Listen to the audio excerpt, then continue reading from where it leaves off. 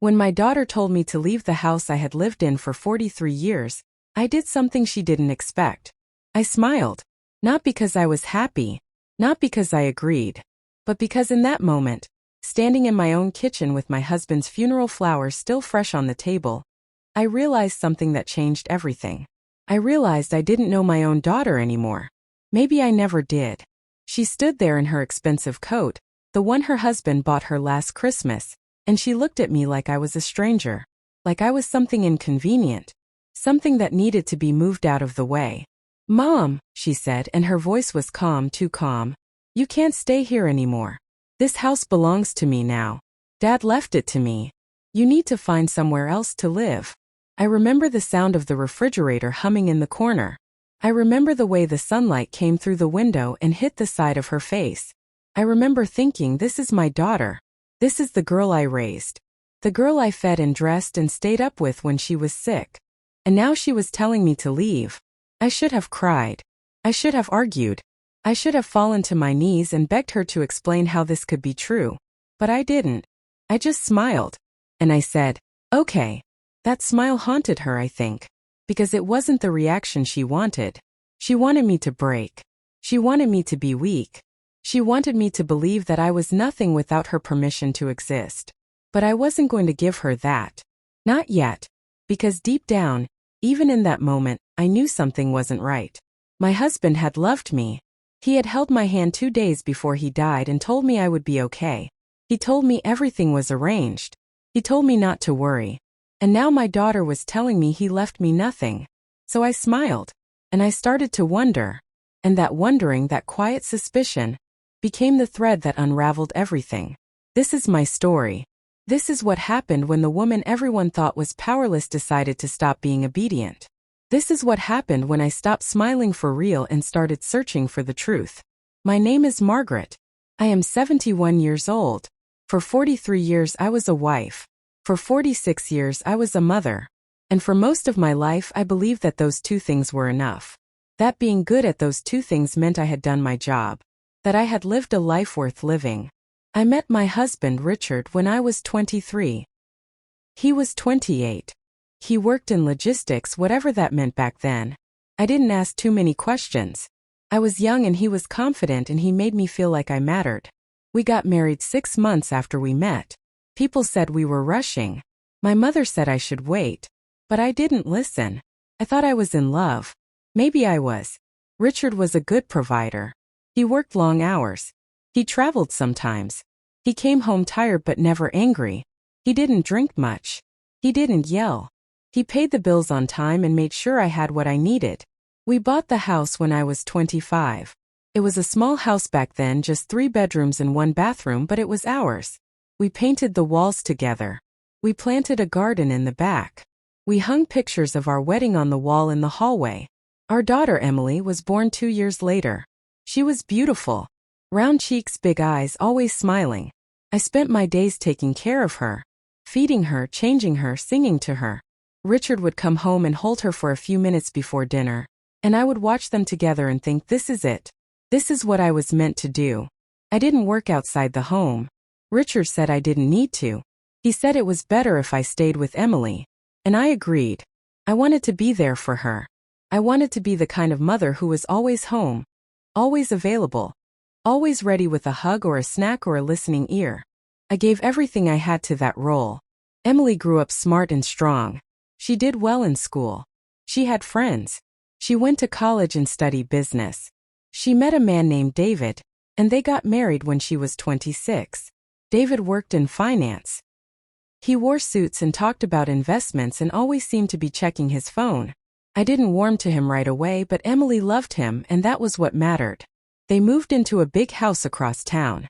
They had good jobs, nice cars, expensive furniture. They didn't have children. Emily said they weren't ready. Then she said they didn't want them. I didn't push. I figured it was her life, her choice.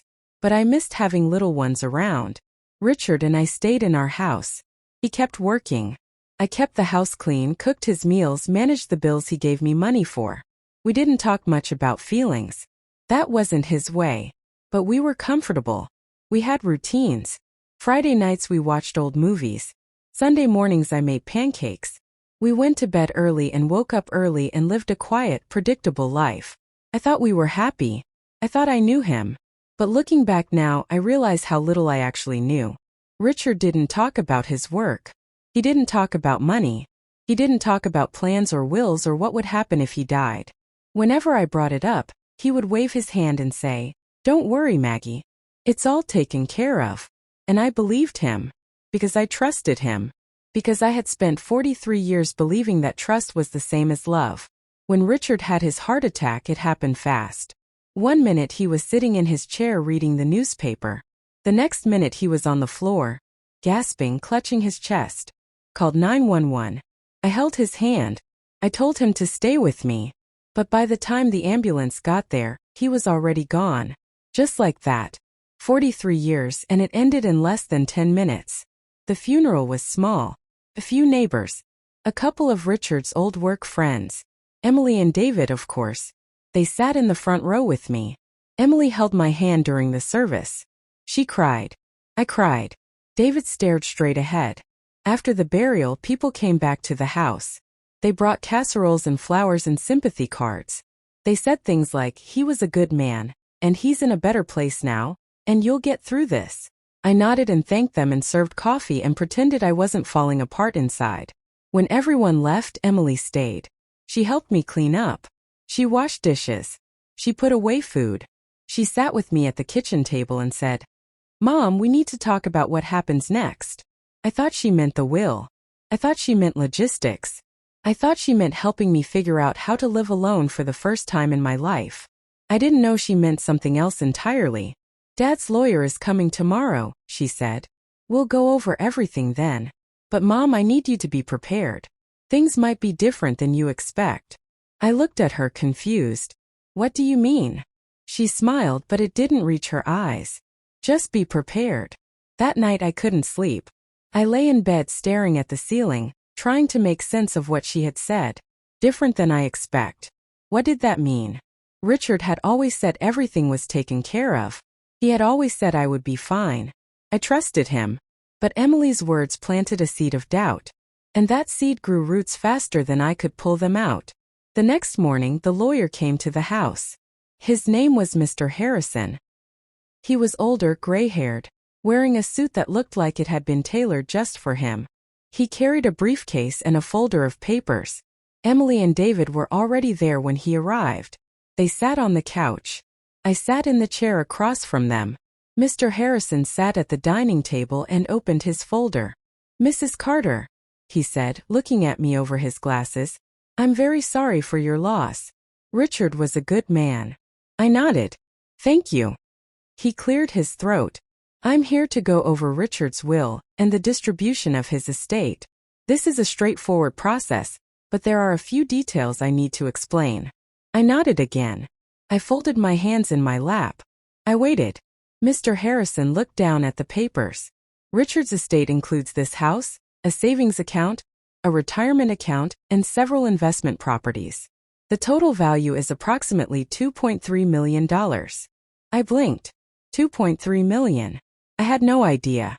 Richard never told me we had that much. I knew he worked hard. I knew he saved. But I didn't know it was that much. Mr. Harrison continued. "According to the will, the house and all liquid assets are to be transferred to Emily Carter, Richard's daughter. Mrs. Carter, you are named as a secondary beneficiary, with access to a monthly stipend of $1,500 for living expenses, provided you relocate from the property within 30 days. The room went silent. I stared at him. "I'm sorry, what?" He repeated it slower this time, like I hadn't heard him the first time. But I had heard him. I just couldn't believe it. "He left me nothing?" Mr. Harrison shifted in his seat. "You are provided for, Mrs. Carter. The stipend is meant to cover your living expenses. But the house and the assets are designated for Emily." I looked at Emily. She wasn't looking at me. "Emily," I said, my voice shaking, "did you know about this?" She nodded. "Yes, Mom. Dad told me years ago. He wanted to make sure the house stayed in the family. He wanted me to take care of things." "But I'm your family," I said. "This is my home." She finally looked at me. And her face was cold. "Not anymore." I sat in that chair for a long time after Mr. Harrison left. Emily and David stayed. They didn't say much. David made a phone call in the other room. Emily busied herself tidying up things that didn't need tidying. She moved a vase. She straightened a picture frame. She avoided looking at me. I couldn't move. My mind was spinning, trying to catch up with what had just happened. Trying to understand how my husband, the man I had loved and trusted and built a life with, could do this to me. Could leave me with nothing but a monthly allowance like I was a child who couldn't be trusted with money. $1,500. That was what 43 years of marriage was worth. Finally, I found my voice. Emily. She stopped moving and looked at me. Why didn't he tell me? She crossed her arms. I don't know, Mom. Maybe he thought it would be easier this way. Easier for who? She didn't answer. David came back into the room. He put his phone in his pocket and looked at Emily, then at me. Mrs. Carter, he said, and his voice was smooth, too smooth, like he was talking to a client. I know this is hard, but your husband made his wishes very clear. He wanted Emily to manage the estate. He wanted to make sure everything was handled properly. You'll still be taken care of. You'll have your stipend. You'll be fine. I looked at him. I'll be fine? I'm being kicked out of my own home. It's not your home anymore, he said simply. Legally, it belongs to Emily now. The words hit me like a slap. I turned back to Emily. You're really going to do this? You're really going to make me leave? She sighed like I was being difficult, like I was the problem. Mom, you can't stay here. David and I are selling the house. We've already talked to a realtor. The market is good right now. We'll get a good price. You're selling it? Yes. But this is where I raised you. This is where your father and I. Mom, stop. Her voice was sharper now. This isn't about feelings. This is about money. This is about doing what's smart. Dad left this to me because he knew I would handle it the right way. You don't understand these things. You never have. I felt my chest tighten. I waited. Music played in my ear. I tapped my foot against the floor. Finally, she came back on the line. Mr. Harrison can see you at 2 o'clock this afternoon. Thank you. I hung up and looked at the clock. It was 10 in the morning. I had 4 hours. I used that time to go back to the house. I don't understand. No, you don't. You've never worked. You've never managed money. You've never had to make real decisions. Dad knew that. That's why he left everything to me. I stared at her and I felt something crack inside me. Something that had been holding me together for decades. It wasn't anger. Not yet. It was something quieter. Something sadder. Disbelief. You think I'm stupid. I didn't say that. You just did. She looked away. David checked his watch. We should go, he said to Emily. We have that meeting at 3. Emily nodded. She grabbed her purse from the counter and walked toward the door. Then she stopped and turned back to me. Mom, you have 30 days. I'll help you find a place. Something small, affordable. You'll be okay. And then she left. Just like that. The door closed behind them, and I was alone in the house that was no longer mine. I sat there for hours. I didn't cry. I didn't scream. I didn't call anyone. I just sat. And I thought. I thought about all the years I had spent in this house. All the meals I had cooked. All the floors I had swept. All the birthdays and Christmases and quiet Tuesday afternoons. I thought about the garden I had planted. The curtains I had sewn. The walls I had painted. I thought about Richard. And I thought about Emily. And I thought about how I had spent my whole life being good. Being quiet. Being obedient. And this was what it got me. Nothing. The next few days passed in a blur. Emily came by once to drop off some papers. Papers I needed to sign. Papers that transferred the deed of the house into her name. Papers that made it official. I signed them. I didn't fight. I didn't argue. I didn't know how. David hired a moving company to pack up my things. They came on a Tuesday morning. 2 young men with boxes and tape and blank expressions. They packed up my dishes, my clothes, my books. They wrapped up the pictures on the walls. They loaded everything into a truck. I stood in the driveway and watched. Emily wasn't there. David was. He supervised. He checked things off on a clipboard. He didn't talk to me much. When the truck was full, he handed me an envelope. "There's a check in here for your first month's stipend," he said, "and the address of a motel where you can stay until you find something permanent." I looked at the envelope. A motel. It's temporary. Just until you figure things out. Figure things out, I repeated. He nodded. "You'll be fine, Mrs. Carter. People downsize all the time." Then he got in his car and drove away. I stood there with the envelope in my hand, and I watched the truck pull out of the driveway. I watched it turn the corner and disappear. And then I looked back at the house. My house. The door was still open. The lights were still on. But it didn't feel like mine anymore. It felt like a place I used to know. I got in my car and I drove to the address David had given me. The motel was off the highway, next to a gas station and a fast food restaurant. It was called the Sunrise Inn, but there was nothing sunny about it. The paint was peeling. The sign was missing a letter. The parking lot was cracked and full of potholes. I checked in at the front desk. The man behind the counter barely looked at me. He handed me a key and pointed down the hall. Room 12. I carried my suitcase down the hallway. The carpet was stained. The walls were thin. I could hear a television blaring in the room next door. I unlocked the door and stepped inside. The room was small. A bed, a dresser, a chair, a tiny bathroom. It smelled like old cigarettes and cleaning chemicals. I set my suitcase on the bed and sat down beside it. And for the first time since Richard died, I cried. I cried for the life I had lost. I cried for the husband who had betrayed me. I cried for the daughter who had thrown me away. I cried until I had nothing left. And then I stopped. I wiped my face. I took a deep breath. And I thought about that smile I had given Emily in the kitchen. That smile that said, "I'm not broken." That smile that said, "I'm not done yet." I didn't know what I was going to do. I didn't know how I was going to survive. But I knew one thing. I wasn't going to disappear. Not without a fight. I opened the envelope David had given me. Inside was the check and a folded piece of paper. I unfolded it. It was a copy of Richard's will. I read it slowly, carefully, looking for something, anything that didn't make sense. And I found it. At the bottom of the page there was a signature. Richard's signature. But something about it looked wrong. The loops were too big.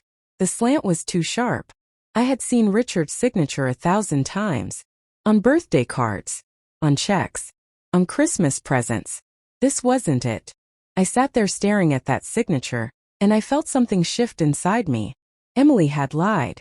I didn't know how. I didn't know why. But I knew she had lied. And I was going to prove it. I spent the first week in that motel room like a ghost. I barely ate. I barely slept. I kept the curtains closed during the day and lay in bed staring at the ceiling, listening to the sounds of people coming and going in the parking lot. I heard arguments. I heard car doors slamming. I heard the hum of the vending machine outside my door. But mostly I heard my own thoughts. Over and over I replayed the meeting with the lawyer. I replayed Emily's face when she told me I couldn't stay. I replayed David's calm, cold voice when he handed me that envelope. And I kept coming back to that signature. It wasn't Richard's. I was sure of it now. But being sure wasn't enough.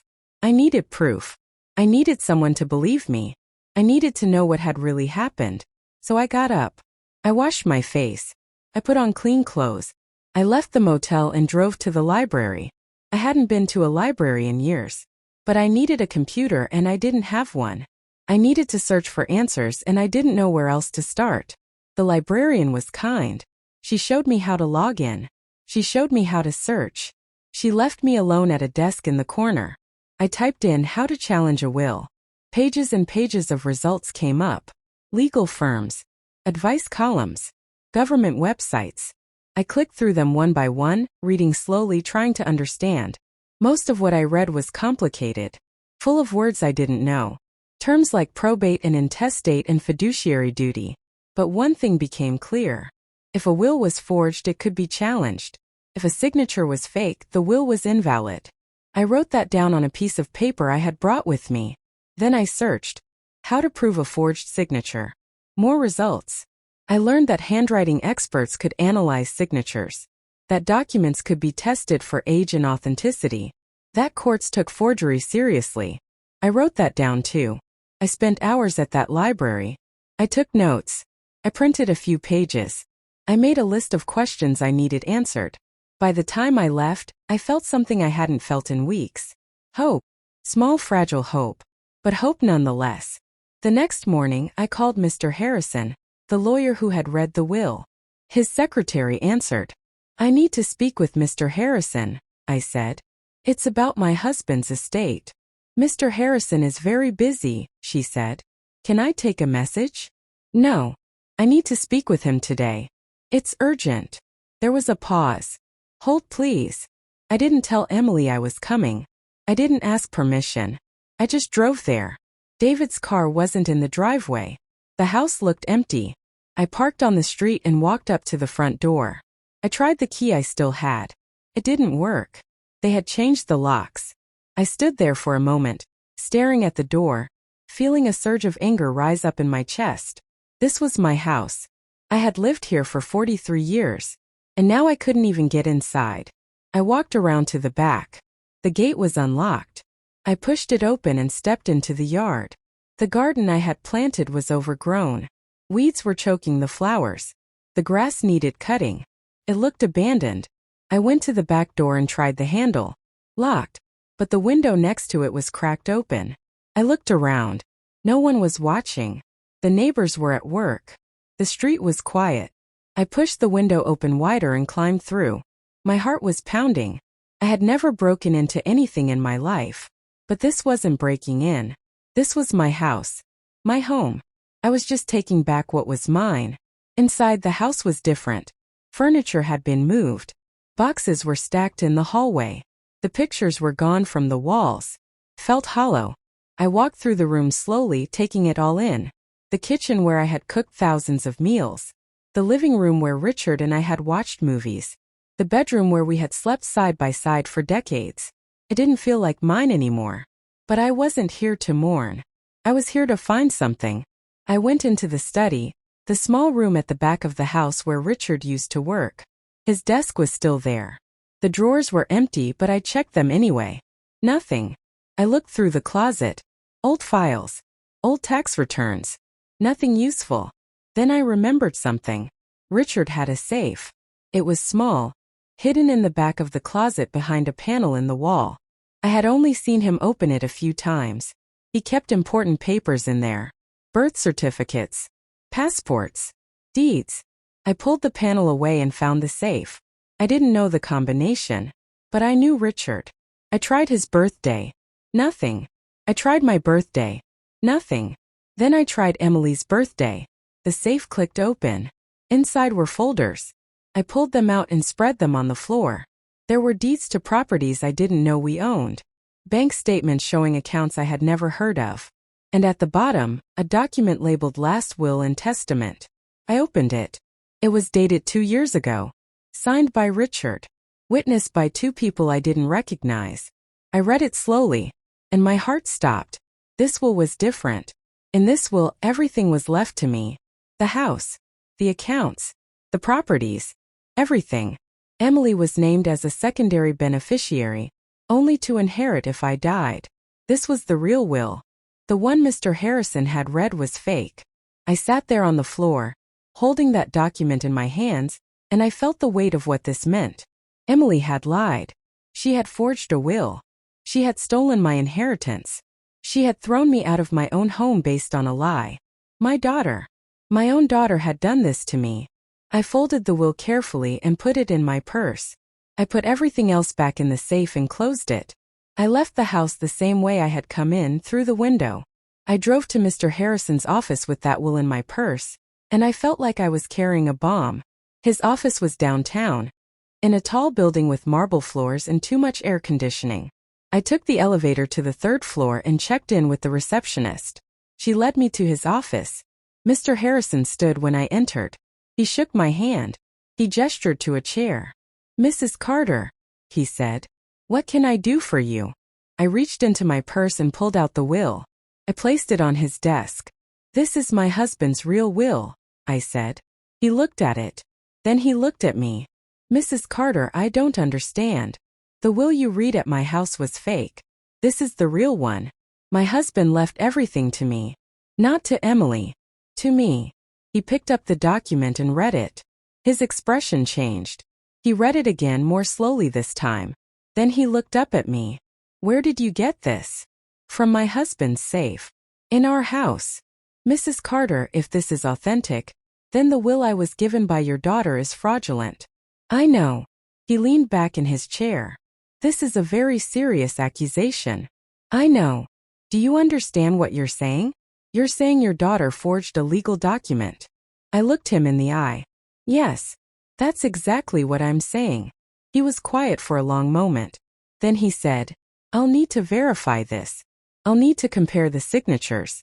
I'll need to contact the witnesses. If what you're saying is true, this is a criminal matter. Then verify it." He nodded. "I will. But Mrs. Carter, I need you to understand. If I confirm this, your daughter will be arrested." "Good." He looked surprised. I wasn't. I had already cried. I had already mourned. I had already lost my daughter the moment she looked at me in my kitchen and told me I was useless. Now I wanted justice. Mr. Harrison promised to call me within 48 hours. I left his office and drove back to the motel. That night I slept better than I had in weeks. Mr. Harrison called me 2 days later. His voice was serious. "Mrs. Carter, I've completed my analysis. I've compared the signatures. I've spoken with the witnesses listed on the will you provided. And I've consulted with a forensic handwriting expert." I held my breath. "The will your daughter presented is a forgery. The signature is not your husband's. The document you provided is authentic. According to your husband's true will, you are the primary beneficiary. Emily is not entitled to the house or the estate." I closed my eyes. What happens now? I'm contacting the police. Forgery is a felony. Your daughter and her husband will be questioned. If charges are filed, they will be arrested. And the house? The sale will be stopped immediately. The title transfer will be voided. The house is yours, Mrs. Carter. Legally, it never stopped being yours. I sat down on the edge of the motel bed. "Thank you," I whispered. "I'm sorry this happened to you," he said. "But you did the right thing by coming forward." I hung up the phone and stared at the wall. For weeks I had been living in this tiny room, believing I had lost everything, believing I was powerless, believing I was nothing. But I wasn't nothing. I was a woman who had been wronged, and now I was a woman who was going to get her life back. The police called me the next day. They asked me to come to the station to give a statement. I drove there and sat in a small room with a detective. He was middle-aged, calm, and listened without interrupting. I told him everything. About the funeral. About the lawyer. About Emily's coldness and David's smooth words. About the signature that looked wrong. About finding the real will in the safe. He took notes. He asked questions. He was kind. When I finished, he said, "We'll need the original will you found. We'll need access to your husband's financial records. And we'll need to bring your daughter and son-in-law in for questioning. Will they be arrested? If the evidence supports it, yes." I nodded. "Good." He looked at me carefully. "Mrs. Carter, I have to ask, are you sure you want to go through with this? Once we move forward, there's no going back. Your daughter will face criminal charges." I met his eyes. "I'm sure." He nodded. "All right then." 3 days later, Emily and David were arrested. I didn't see it happen. I didn't want to. But Mr. Harrison called to tell me. They had been taken into custody at their home early in the morning. They were charged with forgery, fraud, and elder abuse. Bail was set at $50,000 each. They posted bail the same day. But the damage was done. The case became public. The local newspaper ran a story. Daughter accused of forging will. Evicting elderly mother. It was a small article buried on page 6. But people noticed. I started getting phone calls. Old neighbors. People from church. Friends I hadn't spoken to in years. They all said the same thing. "We had no idea. We're so sorry. If you need anything, let us know." I thanked them. But I didn't need them. I had already learned to stand on my own. Mr. Harrison helped me move back into the house. The locks had been changed again, this time by me. The furniture had been returned. My things had been unpacked. It felt strange at first walking through those rooms again, like I was a guest in my own home. But slowly it started to feel like mine again. I cleaned. I rearranged. I opened the windows and let the air in. I planted new flowers in the garden. I hung new pictures on the walls. I made it mine. Emily tried to call me once. I didn't answer. She left a voicemail. Mom, please. We can fix this. We can talk. I'm sorry. I didn't mean for it to go this far. Please call me back. I deleted it. There was nothing to fix. There was nothing to say. She had made her choice. And I had made mine. The trial took months to prepare. Mr. Harrison recommended a criminal defense attorney for me, even though I wasn't the one on trial. He said it was important to have representation to make sure my rights were protected. The attorney's name was Ms. Brennan. She was sharp, no nonsense, and didn't waste words. Your daughter is going to try to paint you as confused, she said. She's going to say you misunderstood, that you're old and grieving and got things mixed up. We need to be ready for that. I'm not confused, I said. I know, but we need to prove it. We did. During the trial, the prosecution presented the two wills side by side. They brought in the handwriting expert, who testified that the signature on the forged will did not match Richard's known handwriting. They brought in the witnesses from the real will, who confirmed they had been present when Richard signed it. They presented bank records showing that Emily and David had accessed Richard's accounts within days of his death, transferring money into their own names.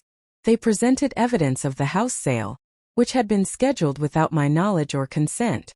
It was overwhelming. Emily's lawyer tried to argue that it was a misunderstanding, that Emily had believed the will she presented was real, that she had been given it by her father years ago. But the evidence didn't support that. Richard's lawyer, the one who had drafted the real will, testified that Richard had been very clear. He wanted everything to go to me. He had said so multiple times. Emily's story fell apart. The jury deliberated for less than 4 hours. Guilty on all counts. Emily was sentenced to 3 years in prison. David was sentenced to 5, because he had been the one to handle the financial transactions. I sat in the courtroom and watched them led away in handcuffs. And I felt nothing. Not sadness. Not relief. Just nothing. They were strangers now. People I used to know. But then something else happened. Something I didn't expect. A week after the sentencing, I received a call from a federal agent. His name was Agent Morris. He was with the FBI. Mrs. Carter, he said, we need to talk to you about your husband's finances. I met him at a coffee shop downtown. He was younger than I expected. Serious. He carried a folder. We sat at a corner table. He ordered a black coffee. I ordered tea. Mrs. Carter, he began. During the investigation into your daughter's fraud, we uncovered some irregularities in your late husband's financial records. Irregularities that suggest his wealth may have come from illegal sources. I stared at him. What do you mean? Your husband's business dealings were not entirely legitimate. We believe he was involved in a money laundering operation, possibly for over a decade. I felt my stomach drop. That's not possible. I'm afraid it is. We've been building a case for 2 years. Your husband was on our radar. We just didn't have enough evidence to move forward before he died. I set my tea down. What does this mean? It means that the assets he left behind, including your house and your bank accounts, may be subject to seizure under federal asset forfeiture laws. The words hung in the air between us. I couldn't breathe. You're going to take my house? Agent Morris looked uncomfortable. We're going to investigate. If we can prove that the assets were obtained through criminal activity, then yes, they could be seized. I sat back in my chair. For weeks I had fought to get my life back. I had exposed my daughter's lies. I had reclaimed my home. I had one. And now the government was telling me it might all be taken away anyway. Mrs. Carter, Agent Morris said, leaning forward, I need to ask you something. Did you know about your husband's activities? No. Did he ever discuss his business with you? No. He never told me anything. I didn't even know how much money we had until after he died. Agent Morris nodded slowly. I believe you. But here's the situation. Your daughter and son-in-law know about your husband's activities. They've offered to cooperate with us in exchange for reduced sentences. I looked at him sharply. What does that mean? It means they're willing to testify that you knew, that you were complicit, that you helped your husband hide his money. That's a lie. I know. But they're desperate. And desperate people say desperate things. I felt a cold rage settle over me. Emily wasn't done hurting me. Even from prison, she was still trying to destroy me. What do? I asked. Agent Morris closed his folder. You cooperate with us. You tell us everything you know. You give us access to your husband's records, his files, his safe. You help us build a case against the people he was working with. And in exchange, we'll protect you. We'll make sure you're not charged. And we'll do everything we can to help you keep your home. I looked at him. And if I don't cooperate? Then we'll have no choice but to treat you as a suspect. And your daughter's testimony, even if it's false, will be used against you. I thought about it for a long time. I thought about Richard. About all the years I had trusted him. About all the secrets he had kept. I thought about Emily. About the daughter I had raised. About the woman who had thrown me away. And I thought about myself. About the woman I had been. The woman who stayed quiet. The woman who obeyed. And the woman I was now. I'll cooperate, I said. Agent Morris nodded. Good. We'll need to meet several times. We'll need you to go through your husband's papers. We'll need you to answer questions. It won't be easy. Nothing about this has been easy. He almost smiled. No, I suppose it hasn't. Over the next 3 months, I worked with the FBI. I spent hours in windowless rooms, going through bank statements and business records and documents I didn't understand. I answered questions. I tried to remember conversations Richard had, phone calls he took, trips he went on. Most of the time I didn't have answers. Richard had kept me in the dark about everything. But I did my best. And slowly the picture became clear. Richard had been running a logistics company, just like he'd always said. But he had also been moving money for a criminal organization. Drug money mostly. He would funnel it through fake invoices, false shipments, offshore accounts. He had been doing it for 15 years. The FBI had known for 2 years. But they hadn't been able to prove it. Until now.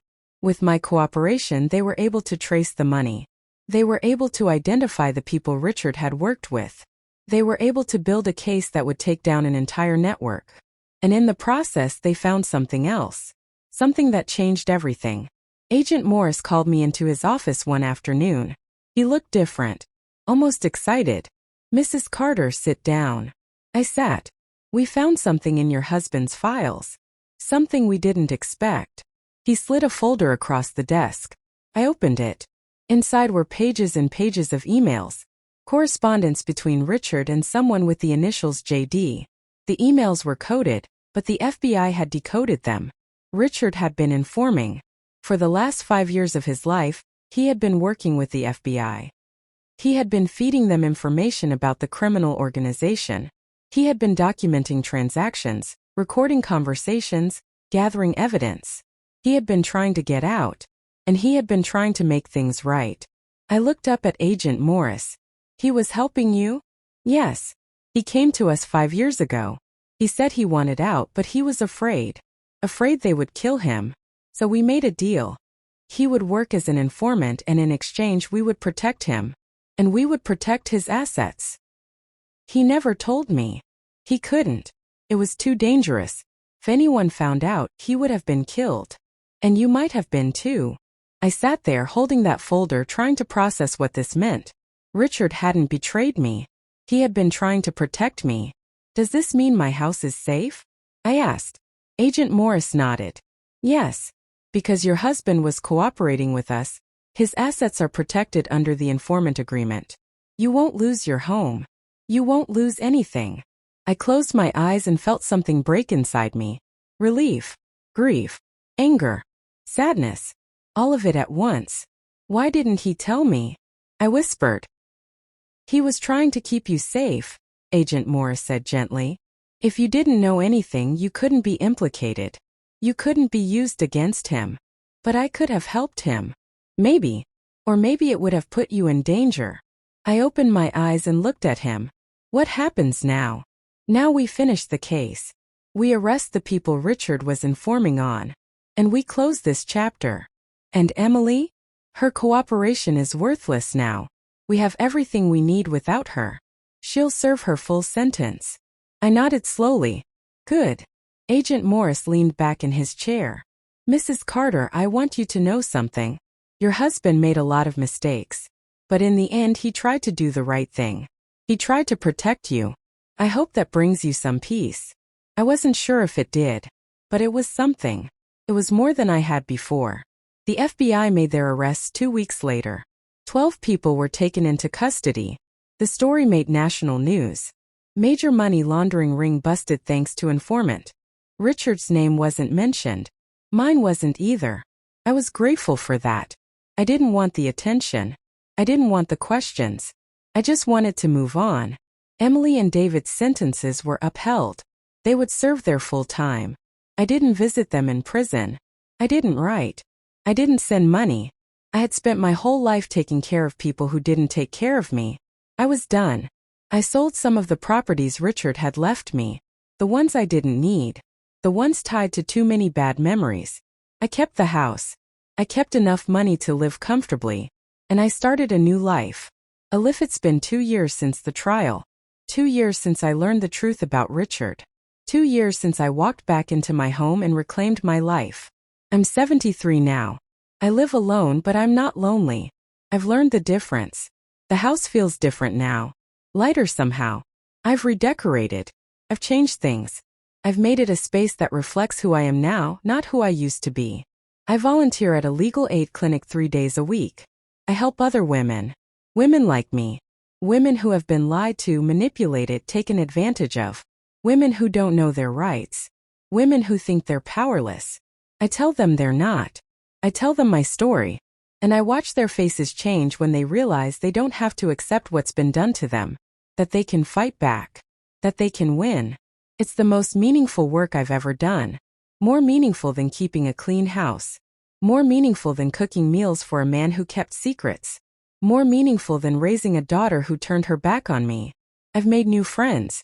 Real friends. People who see me for who I am. Not what I can do for them. I've started painting. Something I always wanted to do but never had time for. I'm not very good, but that's not the point. The point is that I'm doing it. The point is that I'm living. I don't think about Emily very often anymore. Sometimes I wonder if she thinks about me. If she regrets what she did. If she understands now that she threw away something she can never get back. But mostly I don't care. She made her choices. And I've made mine. A few months ago I received a letter from her. It came to the house. The envelope was plain.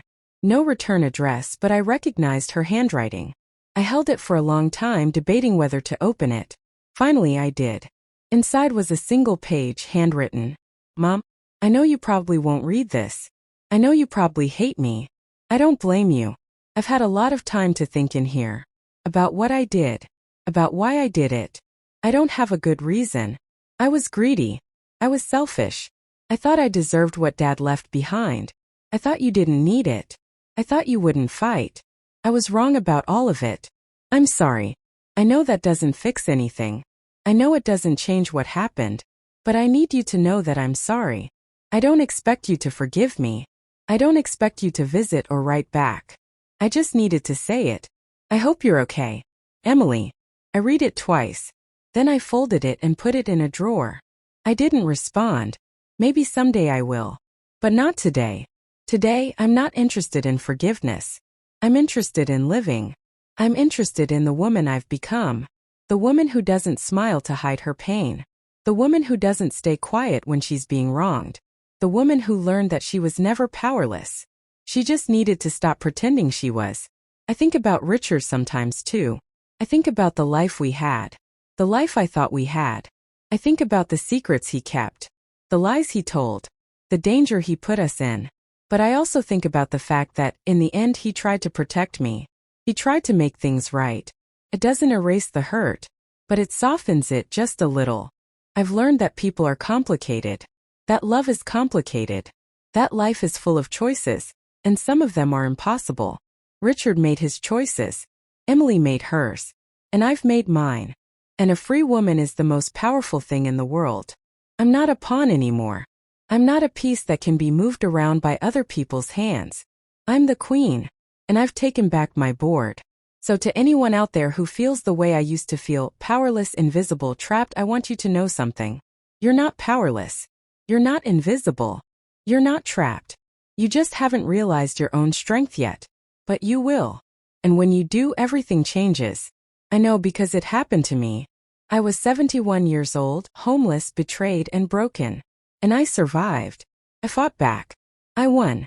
Not because I was special. Not because I was strong. But because I refused to disappear. And that refusal changed everything. So don't disappear. Don't stay quiet. Don't accept what they tell you that you deserve.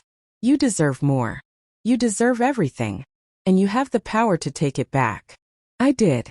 And so can you. My name is Margaret. I'm 73 years old. I live in the house I fought to keep. I have a life I built with my own hands. And I'm not done yet. Not even close. Because I've learned something that no one can ever take away from me. I've learned that it's never too late to start over. It's never too late to fight back. It's never too late to become who you were always meant to be. So here I am.